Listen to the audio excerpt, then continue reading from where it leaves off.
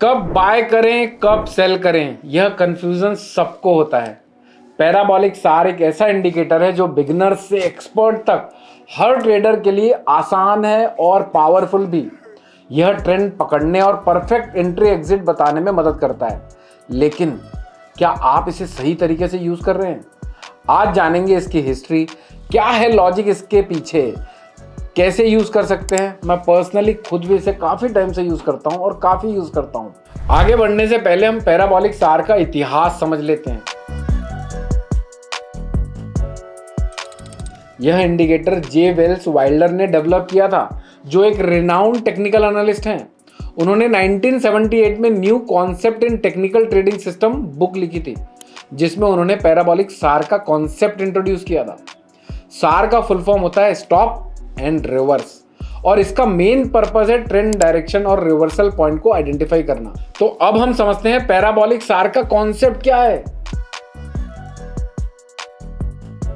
यह indicator price के साथ एक पैराबॉलिक सार पैटर्न बनाता है। जब मार्केट अप ट्रेंड पे होता है तो सार डॉट्स प्राइजेस के नीचे आते हैं, और जब मार्केट डाउन ट्रेंड पे होता है तो डॉट्स प्राइजेस के ऊपर शिफ्ट हो जाते हैं।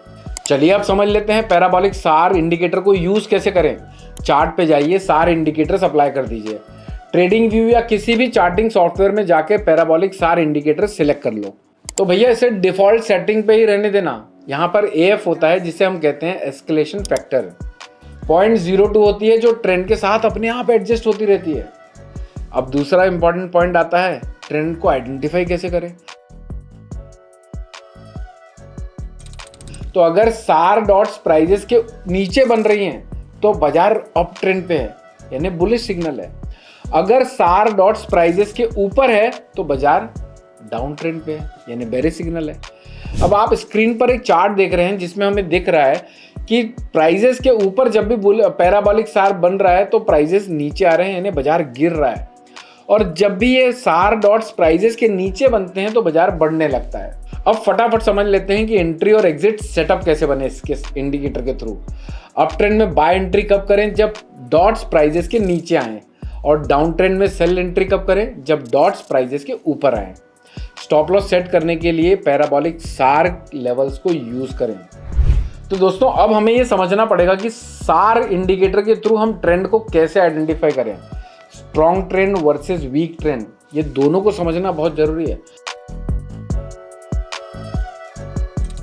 जब डॉट्स एक डायरेक्शन में कॉन्स्टेंटली मूव करते हैं तो स्ट्रॉन्ग ट्रेंड है। जब डॉट्स फ्रीक्वेंटली डायरेक्शन चेंज करते हैं तो वीक या रेंज बाउंड मूवमेंट एक्सपेक्टेड है। तो दोस्तों अब हम सार इंडिकेटर के प्रॉस भी समझ लेते हैं और कॉन्स भी समझ लेते हैं। ट्रेंडिंग मार्केट में क्लियर एंट्री और एग्जिट सिग्नल देता है ये इंडिकेटर। रिस्क मैनेजमेंट और स्टॉप लॉस प्लेसमेंट में भी हेल्प करता है। और इसके कॉन्स क्या है? साइडवेज मार्केट में फॉल सिग्नल देता है। अकेला इंडिकेटर होने के बावजूद इससे कंफर्मेटरी इंडिकेटर्स के साथ यूज करना बहुत जरूरी है। तो भाई जी अब सवाल यह है कि आप अपनी ट्रेडिंग में पैराबॉलिक सार का सही इस्तेमाल कर रहे हैं या नहीं। आपके फेवरेट इंडिकेटर्स कौन से हैं?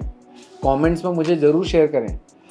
अगर आपको ये वीडियो पसंद आया है तो भैया लाइक कर देना, शेयर कर देना और सब्सक्राइब कर लेना, ताकि और नए वीडियोस जब अपलोड हों तब आप लोगों को इसकी नोटिफिकेशन आ जाए।